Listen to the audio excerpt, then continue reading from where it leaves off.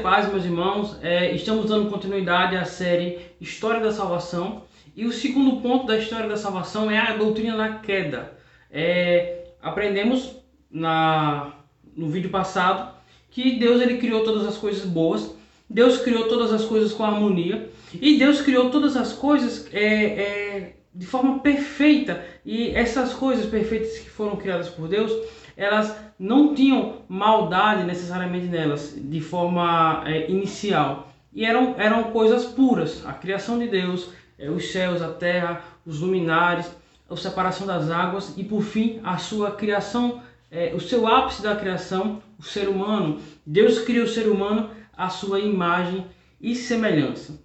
O segundo ponto dessa série História da Salvação é justamente a doutrina da queda. Em teologia, nós vamos conhecer a hamartiologia, que em grego, hamartia significa pecado, e logos, logia, ologia significa estudo, discurso ou palavra. Isso quer dizer o seguinte, que é o estudo da doutrina do pecado ou o discurso sobre o pecado. É o que temos em teologia sistemática, sobre a doutrina do pecado. E chamamos isso de doutrina da queda. A queda tem esse nome porque o homem, que estava em condição de harmonia com Deus, agora ele cai dessa condição. Acontece uma queda. E por conta dessa queda do pecado, o ser humano que tivera relacionamento com Deus, agora ele não tem mais. Agora ele está em desassociação com Deus. Nessa doutrina nós vamos aprender que o ser humano ele vai ser afastado de Deus, porque morte significa separação. No capítulo 3 de Gênesis, irmãos, nós vamos ver a construção do texto sagrado, que Deus ele criou o jardim, colocou o ser humano no jardim e deu ao ser humano a possibilidade de desfrutar de tudo que existia no jardim. O ser humano só não podia comer de uma coisa, a árvore do conhecimento do bem e do mal. Tinham duas árvores, a árvore da vida e a árvore do conhecimento do bem e do mal. O ser humano ele não poderia comer da árvore do conhecimento do bem e do mal, porque a fonte de sabedoria e de conhecimento do bem e do mal era o próprio Deus. E o ser humano ele não poderia procurar outro meio de obter conhecimento do bem e do mal. Deus era a fonte e Deus era o meio pelo qual o ser humano deveria ter todo o conhecimento.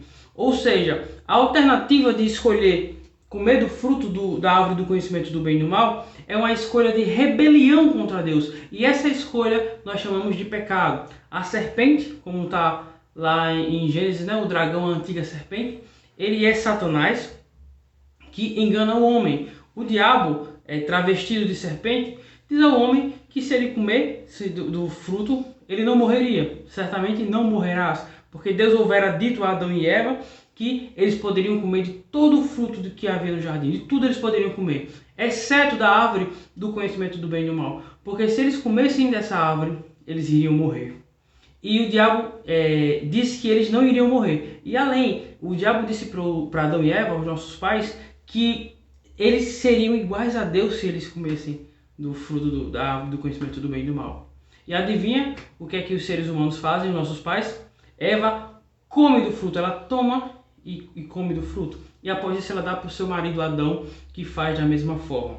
Agora, o ser humano que foi criado por Deus, o ser humano que Deus colocou a sua imagem e a sua semelhança, o ser humano que Deus ele teve o amor, a preocupação e o cuidado de criar, ele se rebela contra Deus. O ser humano ele se desassocia de Deus e agora ele morre. E a morte ela acontece em três aspectos: a morte espiritual, a morte física e a morte eterna. A morte espiritual, ela é uma rejeição a Deus. É o que acontece com Adão e Eva. Quando eles pecam, a primeira coisa que eles fazem quando escutam os passos de Deus no jardim é se esconder. Eles procuram arbustos e entrelaçam para si folhas de figueira para esconder a sua nudez. O ser humano, ele foge de Deus. O ser humano em pecado, ele foge da presença de Deus. Essa é a morte espiritual. Em segundo lugar, a morte física. Adão e Eva experimentaram a morte física. E todo ser humano experimentará a morte física. Lá em Romanos vai dizer que o salário do pecado é a morte. Ou seja, a morte é consequência do pecado que cometemos lá em Adão. E essa é a morte física. É a separação da parte material do corpo com a parte material. Corpo e alma ou espírito, acontece essa desassociação.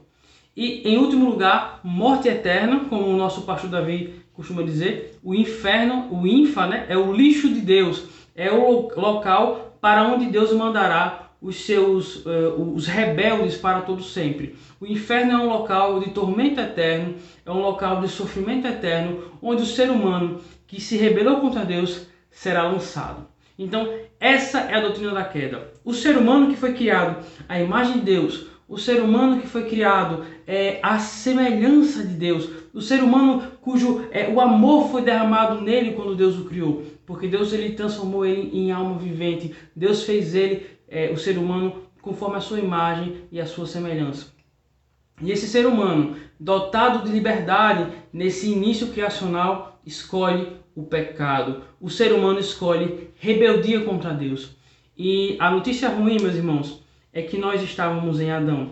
Como Paulo diz na carta que ele escreve aos Romanos, por um só homem entrou o pecado no mundo e pelo pecado a morte, porque todos pecaram. Nós estávamos em Adão.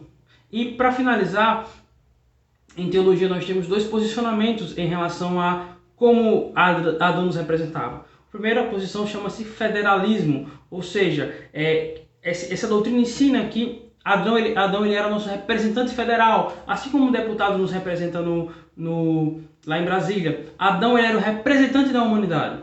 E a segunda doutrina, segundo ponto de vista em relação a esse assunto, chama-se de realismo, ou seja, que nós estávamos, como Agostinho dizia, na semente de Adão. Nós estávamos em Adão, não somente representados por ele, mas estávamos nele. E eu entendo que acontece um pouco dos dois, irmãos. Nós fomos representados por Adão, porém nós estávamos em Adão.